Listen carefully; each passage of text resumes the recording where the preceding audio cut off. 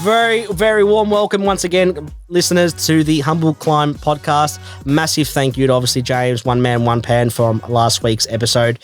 An incredible human being and a true strength of character. Continue to support him where you can. We'll make sure that we'll drop the link below for his GoFundMe and continue to help him get as much support as needed in Mexico. Today's a massive, massive, massive guest. A friend of mine from, I think the age of 15, I'm going to go with. I think you were 15. I was a little bit older than that. And can confirm she was also probably one of my first crushes. Stop it. Yeah, no, I was. What? Yeah, 100%. No. I never said it. I would never say it. But I got friend zoned like real early. Like, I knew that story of my life. I'm shocked. Why? Wow. I had no idea. I was like Greek, attractive, name's Effie. What more do I want? Works with my dad. Yeah, works with dad. Massive. Well, introduction all done. Yeah, sorry. Effie Kats, a huge, and I call her the Queen of Melbourne because to me she'll always be our queen. And she's a local grown product from the streets of Coburg to now where she is today. She's doing amazing things with all things women. She's an ambassador for pretty much you name it. She's at the Australian Open. She's got events coming left, right, and centre. And she's come a massively, very, very long way from Coburg. So Effie Kats, welcome to the Humble Climb. Thank you for having me. Thank you so much for obviously coming on. We've known each other for now. I'm going to go. How long would it be? 15 years now? Yeah. Almost? Something like that. So it's a huge amount of time that we've known each other and we've had many ups and downs. I think I've seen you cry. You've seen me cry. Yeah. There were a lot of tears over the years. There's been a lot of tears and there was before Effie Kats was really a name. I always thought it was a name because, again, I was like really, really attracted to you from when I was young. But I quickly realised that, Dim, get real, son. It's not going to happen. This is an episode of Revelations. So we've had some massive fun, and I wrote a few notes here, right? Because I was speaking to girls in the office today from work, and I was like, "Oh, have you guys heard of Effie Kats?" And they're like, "What do you mean, dude?" Of course, we've heard of Effie Kats. We checked out her Instagram. Most of them are following, and I'm always bouncing off the girls, like what's staying in fashion, because all the girls in real estate are wearing amazing fashion, and heaps of them wearing Effie Kats suits. Yep. So massive, massive, massive plug. You co-founded Effie Kats in April 2018. You're also founded, because you co-founded BAYSE. Correct. So co-founded BAYSE, which is doing in another brand. You're changing the game, I would say, of the fashion industry for women. I get my suits from your dad. Yes. Who is one of the best suit providers going around in Melbourne, in my opinion. If you're not getting your suit from Bill, you're just stupid. Oh, he'll love that. I think it is because I've got a very unique body. And when you make to measure for me, I can't go to Peter Jackson buy off a rack. So I go to Bill.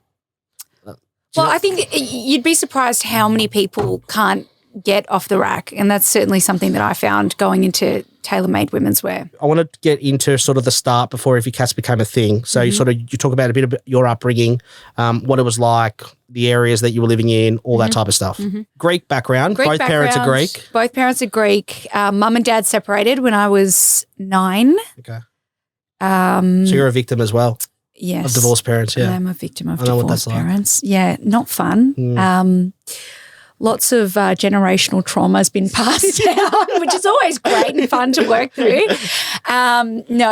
So raised by a single mum. She was a secretary at the time. So she was studying law, working as a secretary. I think she was literally making like $20,000 a year.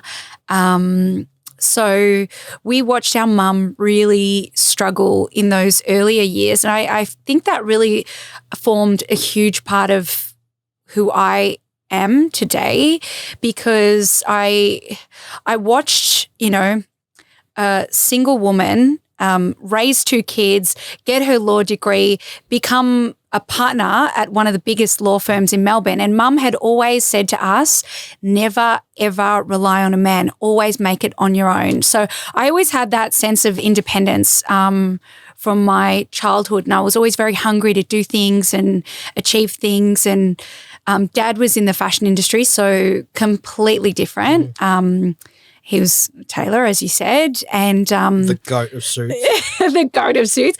And I always remember watching the struggles and just going, God, I don't ever want to go through that. So as much as I loved fashion in my younger years, I was always like, oh, that's not, a road I want to go down. And here we are. I think you kind of got the best of both worlds. I did. I definitely did. Mum certainly wanted me to be more of an academic. Yeah. And when I Studying graduated, mine, and then my mum got ticked my age. Then she got my real. Then she got my results. well, the worst part was mine were high enough to, get into that sort of thing, but I wasn't interested. So I went on a bit of a journey from there. Yeah, I love that. And then when did you start to discover that fashion was playing a part? Because I remember obviously when I first meeting you, like you were always, other than being well dressed, which is, I think if you can't well dress, well, something wrong with you. I look at some of those outfits from years ago. Why? What was I thinking? I like the leopard or no, the fur. You had the black fur. You used to have this black fur. Oh, I did. Yeah, the vest. That's right. I remember the black. That was the first time that I ever met you wearing a black fur vest. As you can tell, clearly I had a very serious crush. So you really paid attention, Jim. Story of my life. But when did you start to think, I guess, that you were going to start to do something in the fashion industry? Because every time I always met with you, it was always at Coburg at the back of the shop. We were talking shit, but you were always there. Well, it's interesting because I always loved fashion. So when I was young, Dad always had the men's fashion magazines, and I would, flick through them and I would draw out the outfits that I was seeing on men, but like interpret them for women, which is such a strange hobby for a child to have. So that's what I would do when I was young. And then I started making a bit of my own pocket money. So I started buying my own Vogues and stuff like that. And then I started like a fashion journal. So it was certainly always there. But I think actually watching, what it was to have a retail store and deal with actually manufacturing garments, in that sense, that was not something I was interested in getting involved in. But I knew I was just like, it was like a compulsion towards fashion. Like no matter what, everything that I would do, draw you back. I'd be drawn back there. So, when I left high school, I started studying photography, and everything I did. That's right. I remember. You did go through photography phase. Yes, it's coming very handy now. So I'm glad I did that. You never really did the Europe whole trip though, did you? Oh no, I did later. So that was when I started Zachary and I started making some money. Yeah. I remember, I think you were doing America and that beforehand. So I studied photography. Then I went to America and I interned at Milk Studios in New York. So I lived in New York for 3 months. And that's like the fashion photography hub of the world, where they're shooting Vogue editorials, campaigns. Like Wiz Khalifa would come in, smoke joints, Wiz Khalifa, everyone, like you name it. Anna Wintour was in there. It was insane. I don't smoke joints, but like I'd vape with him or something. Well, yeah, I mean, whatever you like, really. I guess I'm different like that. That's so cool. So yeah, you go to New York, and then I think you came back. Yes. Obviously, we were stuffing around like just in these little part-time jobs that we were doing. Yes. Both working in the transport industry together, and both completely unsure about what the fuck we were going to do with our lives. I had no idea. Well, I wanted to get into photography, but I always had this gut instinct that it wasn't right for me, and I could never pinpoint why. But eventually I dropped out. So that made my mother happy. And I've done that a few times in my life. Next, I got into public relations. I thought, yep, public relations, it's for me, I want to get amongst it and all of that. So started that, and then I was kind of always weaving fashion PR, it was always integrating fashion. And then I think after a year and a half, I dropped out again. I'm so glad that the world gets to get exposed to Effie Kats, because imagining it without it, there would only be a very few of us that would know like your true talent and eye. And I really genuinely mean that. Like it's just this is what I love about the Humble Climb, because we talk about these type of situations. Like people see, and again, we'll continue to go into it, but people look at your Instagram and all your socials and like, fuck man, these people are living the life, but they don't realize the actual work that behind the scenes behind it. Like I wanted to get into a big thing that obviously once you start to get into the fashion with everything, I want to get into Zachary, because Zachary was your baby, a bit like the Humble Climb is mine. But I want to get into Zachary, because Zachary, the label, was something that you had stores in Chapel Street, and then Waverley Road, Malvern. Yeah. I wanted to get into that. So I guess what was the niche or the idea behind Zachary? Well, it kind of ties in with me dropping out of PR, because I hated PR. But at that time, I remember I was doing an assignment. It was due the next day and I was like 3 a.m. I was delirious and I was going to absolutely. For sure, 100%, I would have hung it in by then. Fail that one. I did hang it in that exact night. And I had a wedding to attend at the time. And I remember shopping and I was on a student wage, so I couldn't afford all that much. And I was trying on all these dresses and there was nothing in between Cook Eye, which was affordable but really basic and not how I wanted to look, and Manning Cartel, which was like $500, and I loved it and I forced Bill to get it and he did get it for me. So again, shout out to Bill.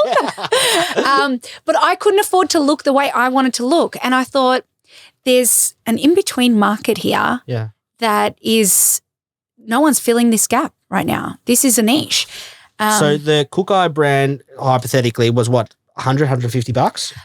Call it 120. Right. And then you're going Cartel, which is your 500s. Yeah, 500s. So you're looking for something that's what, say $299, $300.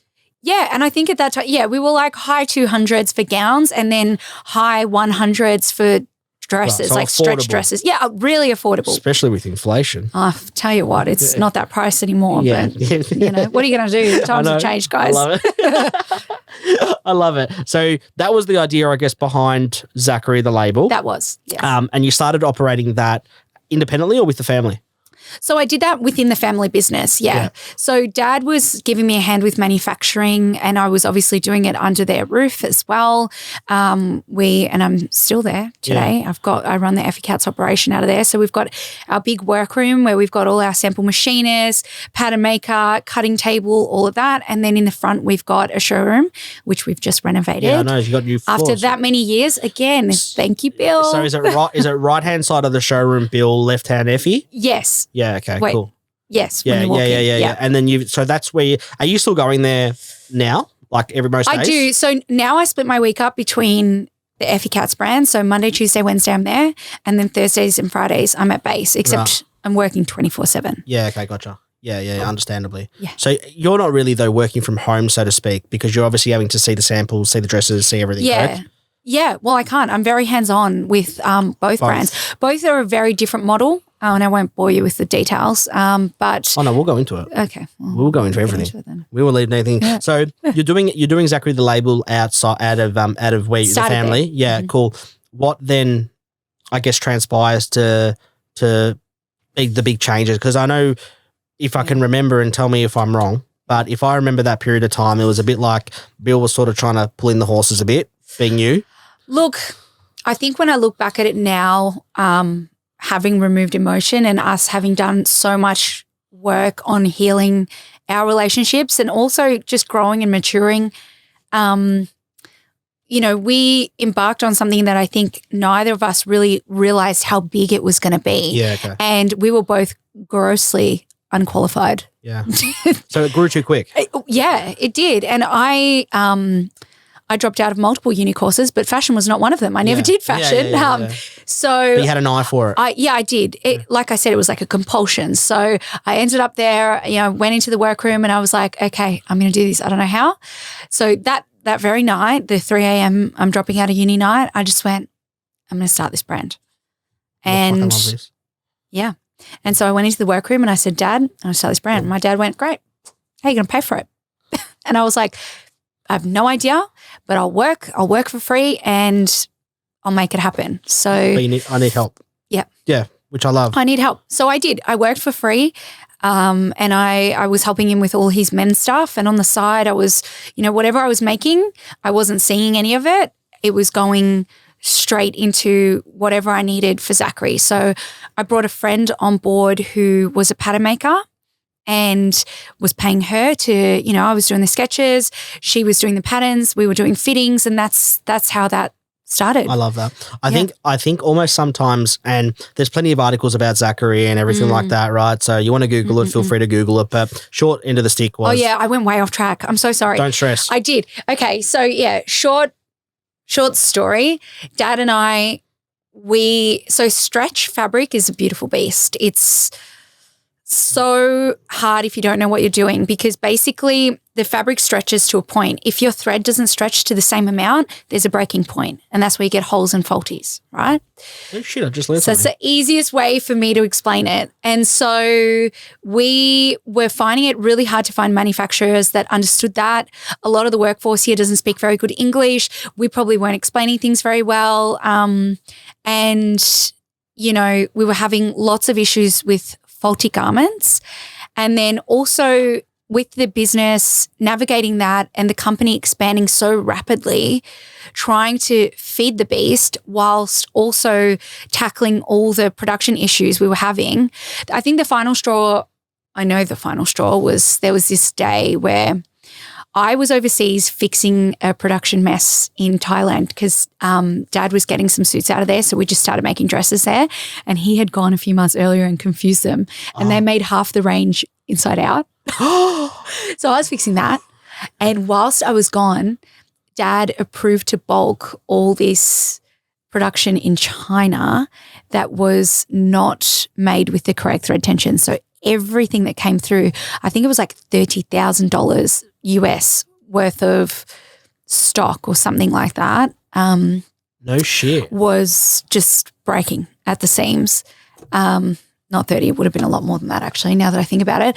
So. And was that when sort of you were like, in some ways, fuck this, I'm doing my own, I'm taking this out? The thing about my dad at that time was he was very much like, doesn't matter. And I was like, it does matter because I've always been a perfectionist. So when things weren't 100%, it would kill me. And also I wanted to give my customers the best possible product. So it would literally break my heart when things just weren't going to plan or, you know, if I wasn't giving them the absolute best. So, you know, when you've got two people with very different perspectives and also you throw in some childhood trauma in there and, you know, all of that. There's a lot of heated arguments that take place. And on that particular day when that stock came in, I think we were both very out of line. And then you were sort of, and then you've obviously. Yeah. And then I just, you know, it would sort of just all went a bit too far that day, I think, for everyone. And I just said, I'm out. And at the time as well, whilst I was on this flight. So I'm out, but I'm taking Zachary elsewhere. Yeah, well, yes. And this is where the other element comes in. So I knew this guy, he who shall not be named. Yeah, of course. He sent me a text whilst I was in Thailand and he was like, hey, you know, I'd known him from sort of years before, just sort of through the industry and whatever. All right, we went on a couple dates, but anyway. Yeah, that's more than me, mate. We'd moved past that, laid that one to rest, and then I hear from him all these years later. Of course. I've never told it's anyone like a slide into the DM, yeah. Yeah. You know, I remember you talking about how you wanted to do the brand and, you know, I'm just so proud of you. It's amazing what you've achieved. However, I've heard that you guys have had some production issues. And I was like, the word has gotten that far that we're having issues. You know what I mean? So I was like, well, yeah. And people love gossip. Yeah, this is goss. but people love to see other people. We talk about it all the time here on this one with people. Like as soon as like you get a message like that, I heard you had some issues. Yeah. Like people almost like they bask in that glory. Oh, totally. Like it's like, fuck you. I think there were a few haters out there. That always. like, There's always going to be, as soon as you start to climb that mountain, there's always someone that's trying to like bring you down. But you know what? I used to listen to that noise and it used to really affect me. Yeah. And it just, after everything I've been through, it doesn't penetrate. And I look back on it now retrospectively and I just think to myself, what a waste of time that was stressing about that. Because, you know, I think for me what it was is every time I would get criticized, because I already had a bit of imposter syndrome and I never felt like I was good enough, it would just hit me right where it hurt. You know, and there was a part of me that believed what they were saying. Yeah, so it was like they're saying what I already think about myself. I already feel shit. These guys are just validating it. Yeah. But through this journey, overcoming multiple hurdles in my career and in my life, I'm like, no, fuck you. I love that. I overcame it all. And that's why now you can say whatever you want about me because I know I'm fucking good. I love that. That is fucking awesome. And that's why I think Zachary, with where it went, and obviously, you know, goes into administration and just didn't work out for the short story, right? Yeah. But I almost think it's almost the best thing that happened. It was the best thing that happened. It was the best experience because I learned so much through that journey of separating from my dad, you know, essentially getting into business, giving away 50% of my business to someone who completely lied and positioned themselves a certain way to get what they wanted. And then as soon as contracts were signed, changed. And, you know, I don't know if any of you guys watch maths, but Serious? I love maths. I'm about the only guy in the office that watches maths. We're talking gaslighting, emotional manipulation. At one point, I thought I was going insane, like, you know, and then I started to think everything was my fault. And I made those decisions because I didn't believe myself. I brought someone into my life and into my business, and I fully own that. I don't blame him for 1 second because I did it because I didn't believe in myself. So not believing in yourself is a complete waste of fucking time. I love how much because I've always known you as the type that you're like my sister. Like you're both outspoken. And you don't like that get fucked. Or the fuck off. Yeah. Like it just rolls off the tongue sometimes. I'm not saying that you guys aren't sweethearts because you are. You're actually, I am, yeah. You're genuinely both you and my sister are like loves of my life. But and seeing you in that position because I remember when it was going. I remember when it was going on, and you know you obviously throw in I guess your own relationship turmoil and everything like that that's going on. Like there's a lot of shit going on there, and there's so many fires. I always think about it like this. Like sometimes when I'm going through shit, I'm like, okay, there's so many there's so many pans on the stove. I don't know which one to put out first. There was. God, I remember when, you know, everything came to a head and Zachary was going down, and I knew it was going to go down because we were opening all these stores that I didn't want to open and not investing in stock. So we're bumping up our overheads but spreading out our profits. I had no voice. I couldn't speak. That happens. Yeah. And I remember you're in like the shittest place ever at that time. Yeah, it couldn't have been worse. So I'm losing my baby. I'll never forget the day when I was, you know, I'd built the Zachary Instagram before this person had come along, you know, for like 3 years. So I'd built it to 270,000 followers, whatever it was. Oh, shit. And he went through the back end and like locked me out. So stole my account, going into administration. He had also. How old are you at this point? I was 27. So 26, 27. So you're going into administration at 26, 27, yeah? With Zachary? Yep. He'd gotten me to sign the leases for the stores, and he was like, oh, you're signing as a director. Like we both need to sign. But he had me sign as a personal guarantor. Oh, wow. So I had no idea, right? And there was that. Would have been good to like have your mum read them or something. I was, well, you know, but we were, you know, there were lots of family dramas at the time. And like, you know, my whole life was in disarray. I was in disarray with my family, you know, my businesses. I completely lost my whole sense of self. Like, I can't explain. I really, at that point, when everything went down, I had nothing going for me. I can't even tell you. I want to sort of talk about that downtime that you have with after Zachary, because I think it's so important. Yeah. Because you probably couldn't get, and I don't mean this in a good way, so it gives me no pleasure to say it, but you couldn't get much lower. No, I absolutely couldn't. And just to add to all of that, I had lost all my money because he'd asked me to put all my savings, split it up into all the bonds for the leases of the stores. Crazy. So that was gone. I and my sister collectively, because of, you know, it's such a long story, but anyway, like 70-odd thousand each to the ATO, which was promised that would be taken care of by my business partner at the time who reneged. So I had all that on my head, not just me, my sister, I'm being sued, I've lost my Instagram, I've lost my company, you name it. It was happening. I'd also broken up with my boyfriend. I had a horrible relationship with my family at the time as well. And it's rough. And that's what I mean, because that for me is like it's such a pivotal point with where it happens. I think from the outset that James, your current fiance, played a massive part in where you are today. Certainly. I knew that you were always going to do something with yourself, but this is where that turning point was. How much did you, just talking off topic, how much would you have lost from that venture? Oh, well, we're talking close to 100? What you can quantify and not what you can quantify. I mean, what you can quantify, I mean, yeah, let's call it that, Crazy. Right? Personally, and then also the loss of the mental baggage is more worse almost. Well, income, but also I had built up this brand that was so successful prior that was decimated. So how do you even quantify that? You know what I mean? And it set me back so many years. How do you quantify that?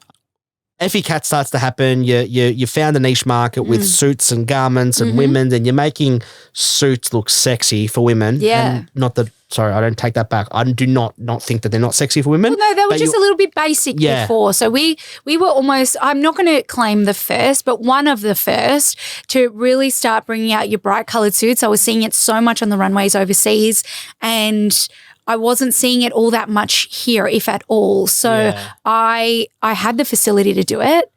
And I knew in my gut that was my next venture.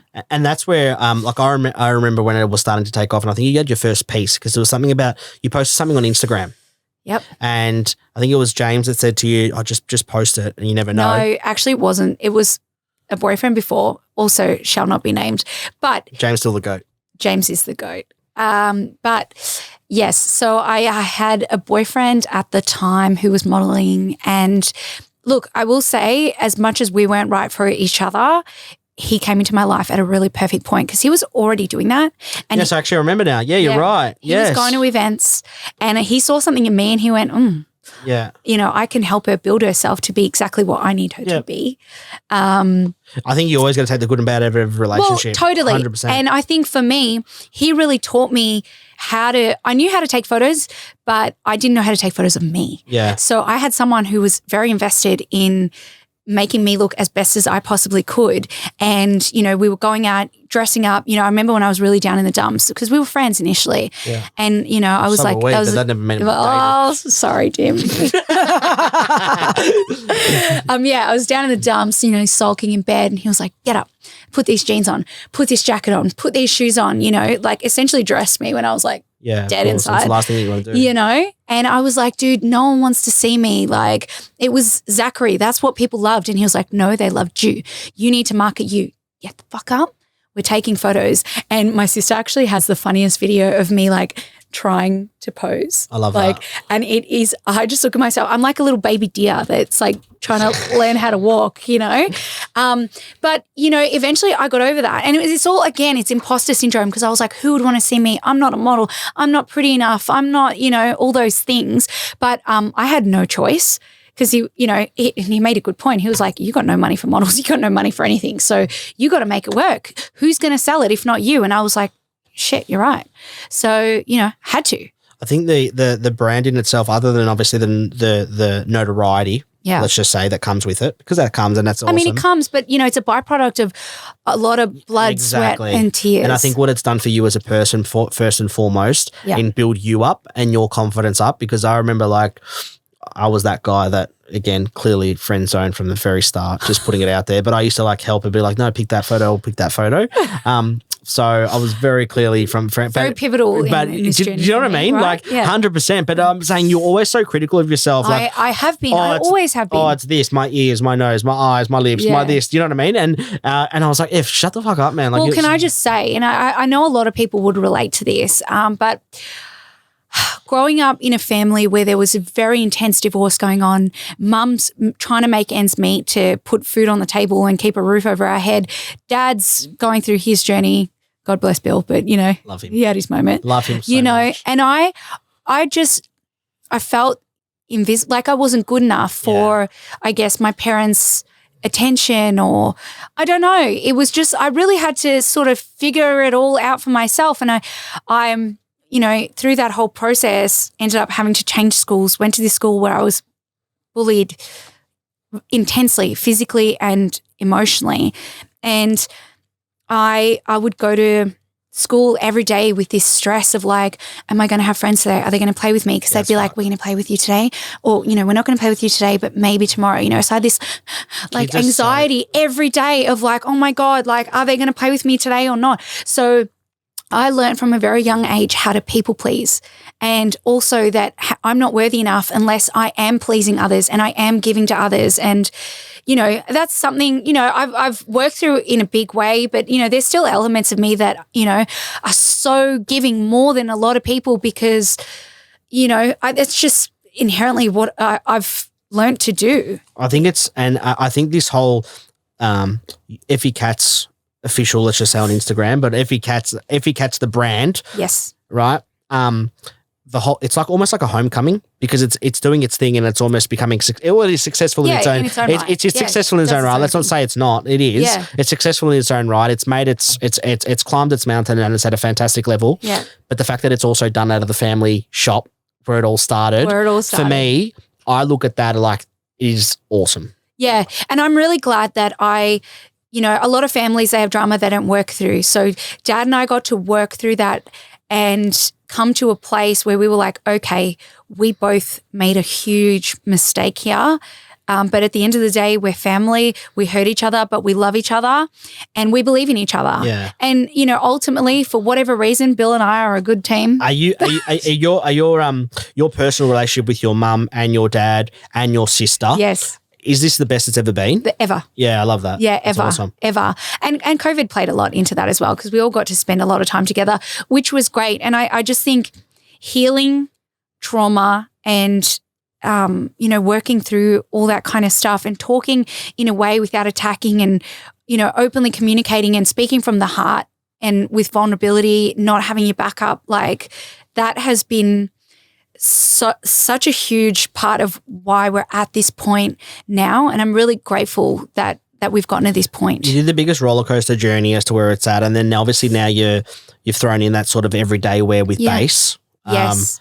Which is another little one of your babies. And that's BAYSE. Obviously, yeah, exactly. And obviously we're going to be obviously putting all the links out and everything like that. And we'll be organising some codes for the Buxton people. So don't stress about that. Yeah. But I guess now with where you're at, is this as much as you can sort of handle realistically?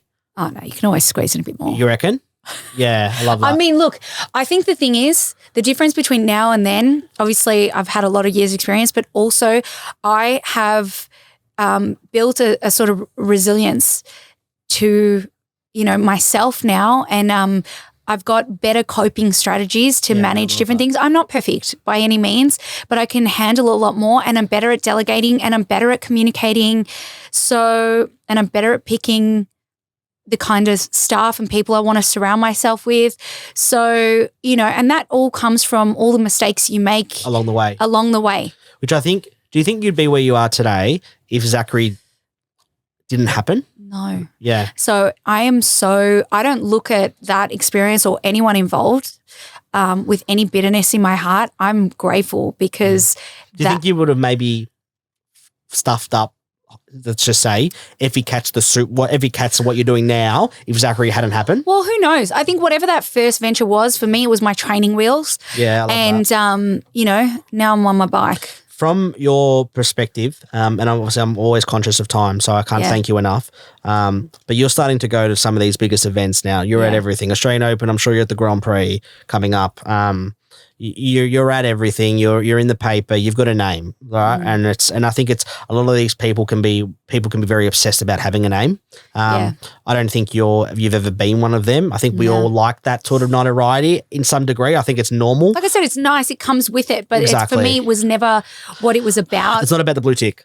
No, it's not. I just still don't have one, but we'll get there. Have you requested? No, I don't know. The fact that you actually don't have a blue tick. Do you know? I don't know. I don't actually know anyone on Instagram, but the fact that you don't have a blue tick is actually a disgrace. It's wrong. Mark Zuckerberg, if you ever listen to this, I'm pissed. Is he the owner of Insta? Yeah. I'm so bad with that stuff. Yeah. I could not tell you. No, I mean, it's fine. It's not even about that.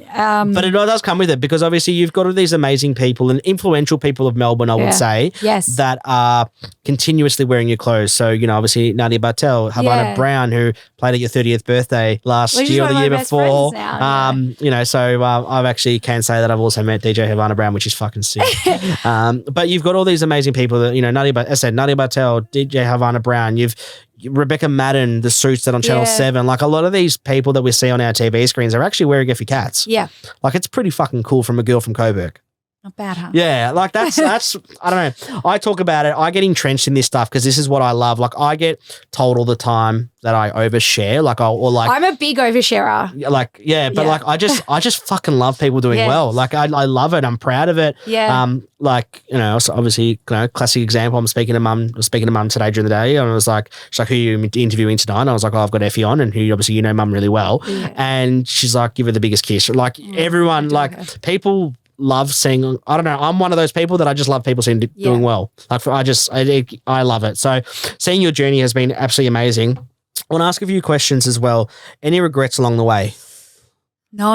I think, love that. everything I did got me to exactly this point. So, I love that. Yep. Hands-on, we've talked. Actually, I take that back. I wouldn't have given that he who shall not be named my Instagram password. Yeah, other than that. That's fucked there. I know, right? That's probably the one thing that burns my soul a little bit, but other than that, that's fine. As I said, you're addressing everyone and you're addressing a lot of names at the moment. Yes. Not just at the moment, you've been doing it for a long period of time, but you're addressing a lot of people, and I guess you're part of that Melbourne social scene. Yeah. Serious question. Does it ever just get too much where you just like, I just can't be fuck going to this event today? Oh, look, I think events, they can be, when they're so frequent and you've got a lot going on, it can be like that. But the good thing for me is I've established such incredible friendships and relationships with everyone in the industry.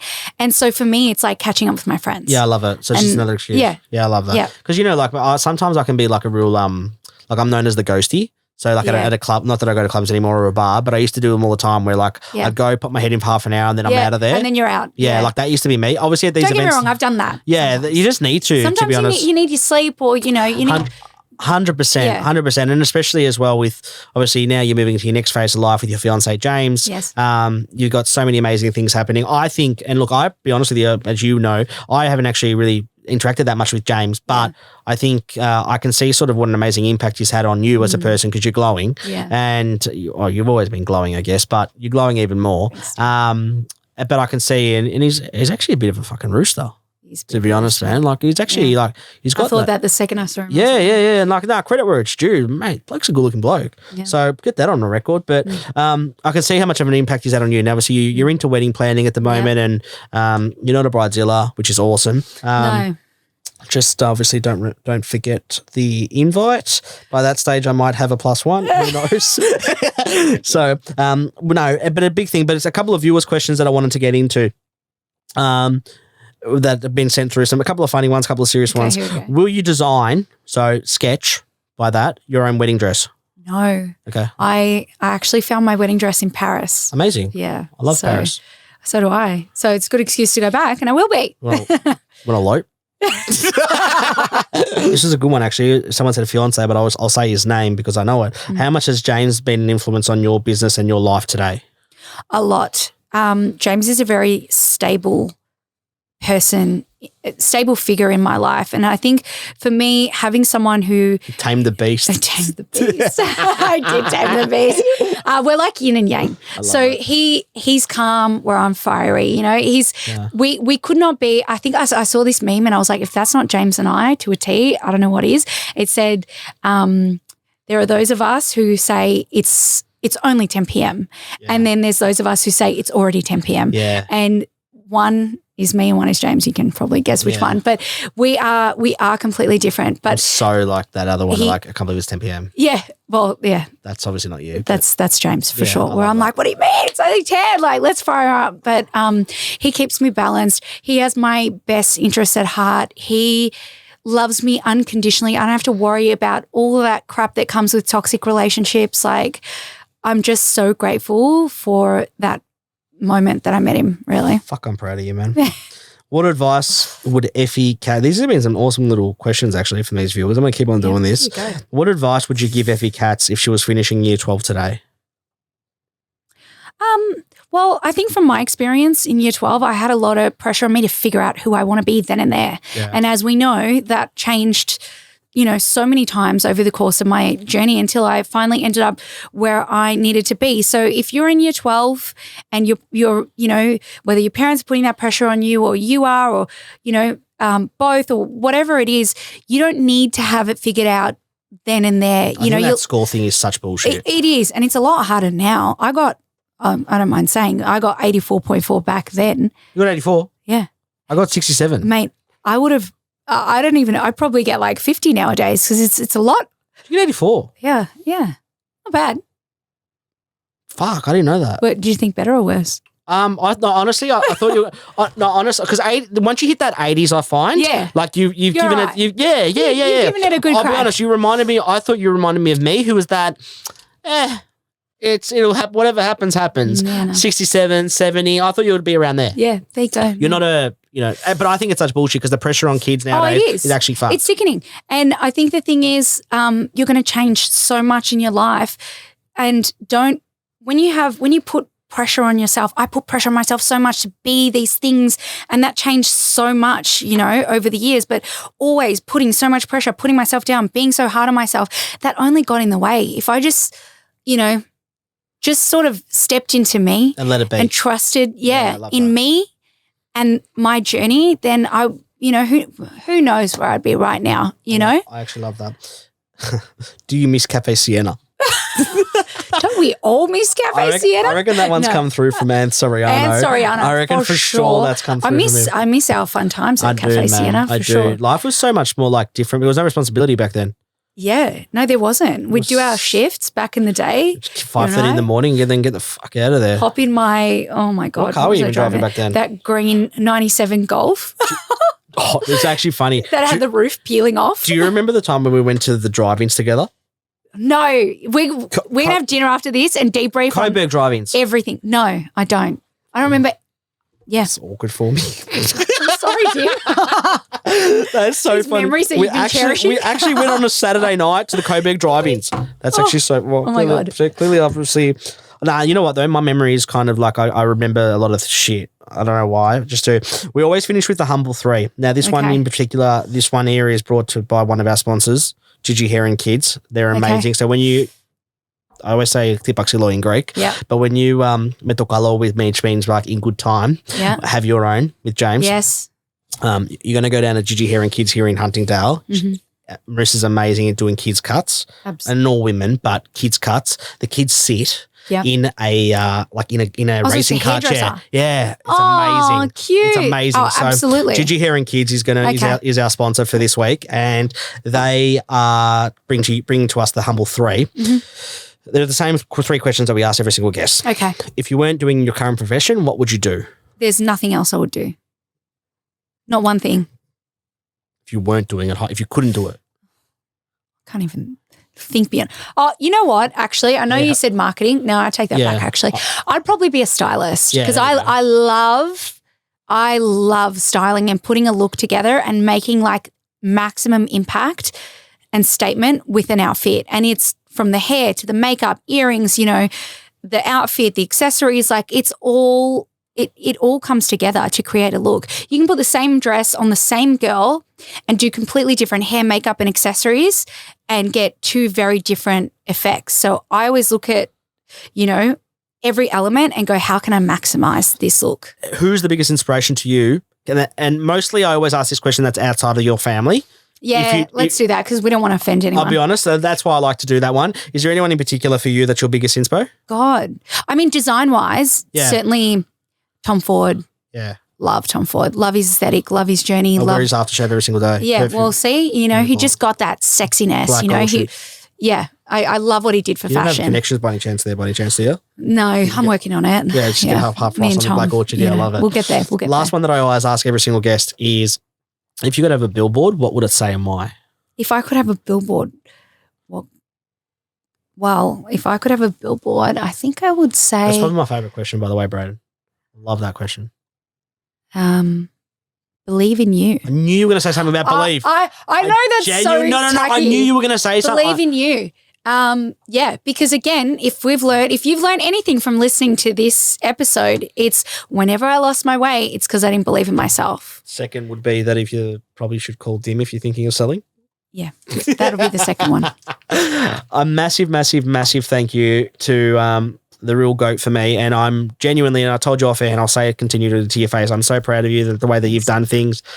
You have been an amazing friend for me, and you don't have to talk to someone every single day, in my opinion, to be proud of their journey and where they're at. And you've showed a lot of strength to a lot of people out there, and even myself, to be honest, because I remember we were going through the full lost way things together at the same time, didn't know what we were doing, working in transport, a job we hated. It's a hard time in your life. I'm so proud of you. You're doing amazing things. You're not just changing the way, I guess, from Melbourne, but actually a women's standpoint. And obviously, you know that I grew up, my mum and sister grew me up, so I'm always going to be so proud of that. Yeah. So I'm so proud of you. Thank you so much for coming on. I love you to bits. I'm starving. Are you hungry? I'm hungry. Let's go get something to eat, man. Let's get a souvlaki. Done. Love you. Love you. Thank you so much. Tune in, continue to like, rate, subscribe, and do all those good things to help us grow. Next week's guest is coming on. We've got an amazing Ava, the F1 newly signed with Alpine, coming through for the Race Her Academy. Tune in, and we look forward to continuing to bring more guests to you week in, week out.